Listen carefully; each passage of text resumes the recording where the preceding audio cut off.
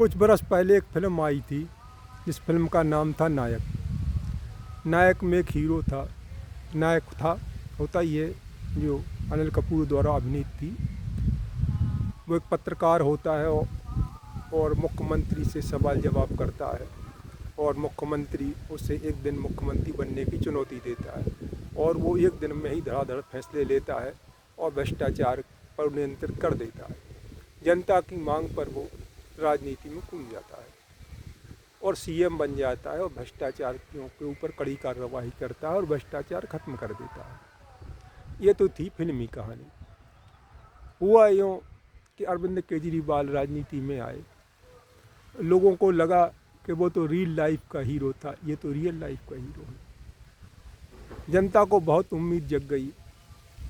अरविंद केजरीवाल दिल्ली के मुख्यमंत्री बन गए, 10 साल तक मुख्यमंत्री रहे, पर वो उसी परंपरागत राजनीति में आ गए और उन्होंने कोई बदलाव नहीं किया। लोगों को निराशा हुई और ये तो उनसे भी एक कदम आगे निकल गए, क्योंकि एक तरह से अराजक तत्वों जैसी हरकतें करने लगे।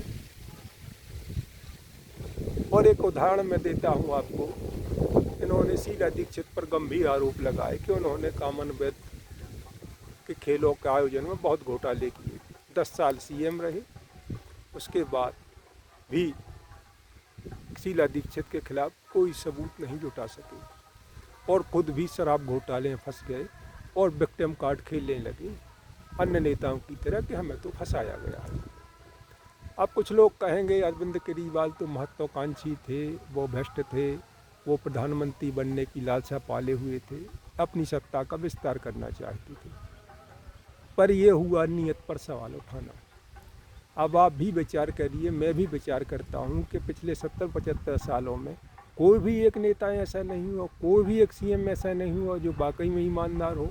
ये भी तो बात है। चलिए अरविंद केजरीवाल की नीयत पर हम शक कर ले तो भी, हालांकि मैं ऐसी बातें करने यहाँ नहीं आया हूँ, क्योंकि मेरा उद्देश्य किसी व्यक्ति, किसी संगठन पर सवाल उठाना नहीं है।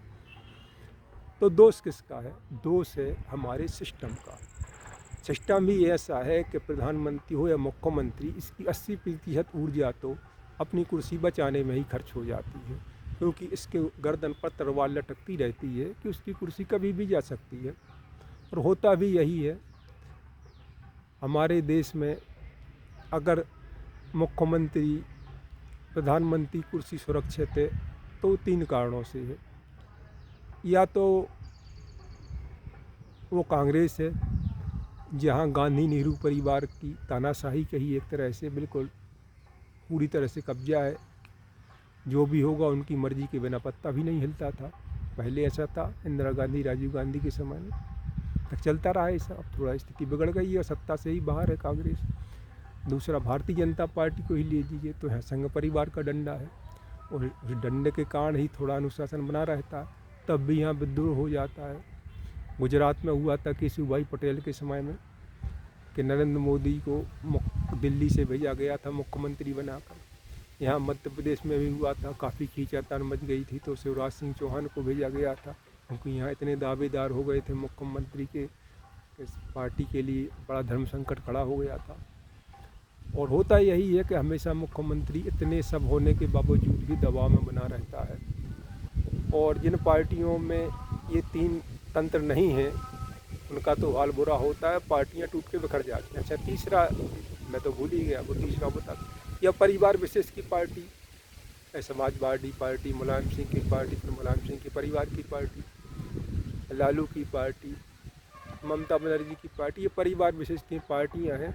यहाँ पर विधायकों की या पार्टी के नेताओं की स्थिति बंधुआ मजदूरी ऐसी है।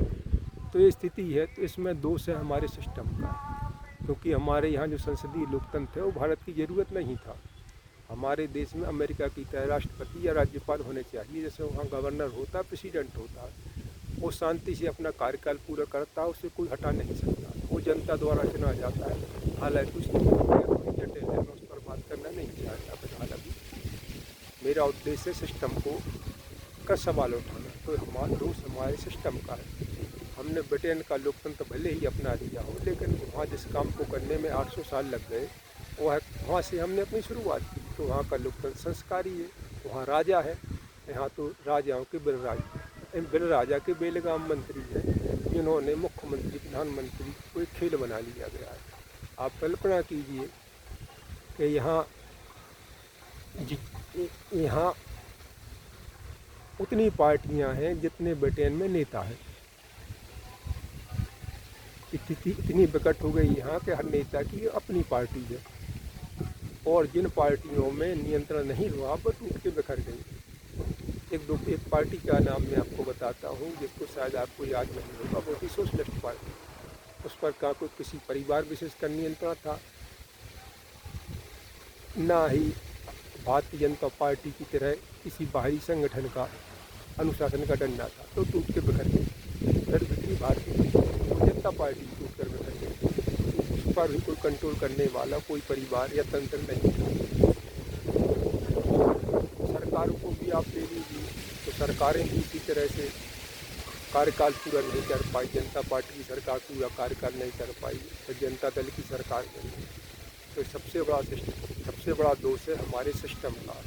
ये सिस्टम हमारे देश की ज़रूरत है ही नहीं, क्योंकि दो ही पुराने लोकतांत्रिक देश हैं जो सबसे प्राचीन हैं, एक ब्रिटेन और एक अमेरिका। तो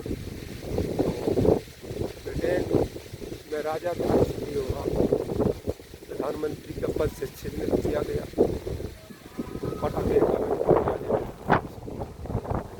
राष्ट्रपति बनाया और गवर्नर। जब तक हम अपने देश का सिस्टम नहीं बदलेंगे, तब तक इस देश में भ्रष्टाचार, राजनीतिक अराजकता कभी खत्म नहीं होगी। सत्ताएं बदलती रहेंगी, चेहरे बदलते रहेंगे, और मूल समस्या कभी हल होगी ही नहीं। तो ये था मेरा आज का विमर्श का विषय। फिर मिलते हैं किसी और क्या आपको लगता है, क्या आप मेरे विचार से सहमत हैं? कमेंट कीजिए, अपनी राय दीजिए, फॉलो कीजिए।